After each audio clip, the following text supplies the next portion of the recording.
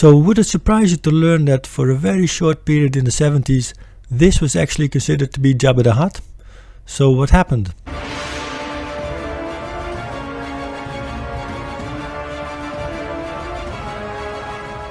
So apparently Marvel was creating the official Star Wars comics at the same time that the movie was still being shot.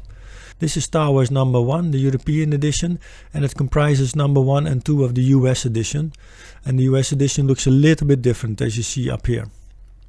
So Marvel had to work very closely with Lucasfilm, and they were getting script updates and set photos almost daily.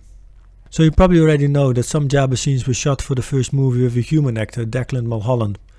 They later appeared as deleted scenes on the DVD and were included in the special editions where Declan was replaced by a CGI Jabba.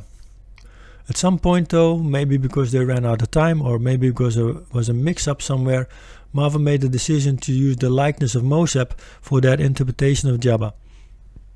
As far as I know, they've never corrected this.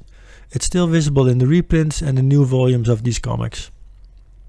It was later decided to retcon this into Mosep actually being Jabba's accountant and going around calling himself Jabba as a kind of proxy.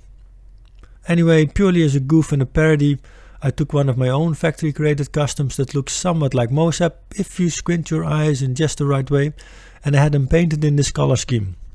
This is a standard Kenner type figure, factory created from a steel mold, 5 points of articulation.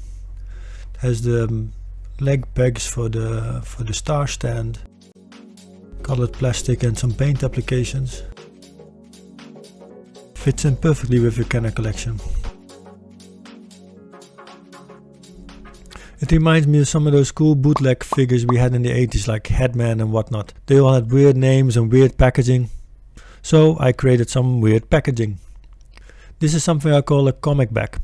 It's different from a card back in that it's more like comic book paper, although it's a little bit stronger, and it has a baggie instead of a blister. Again, this is just a goof. I had 74 made because, well, that's a weird number, isn't it? I think so. You can have a look at this one and some other 80s inspired figures at thenext17.com.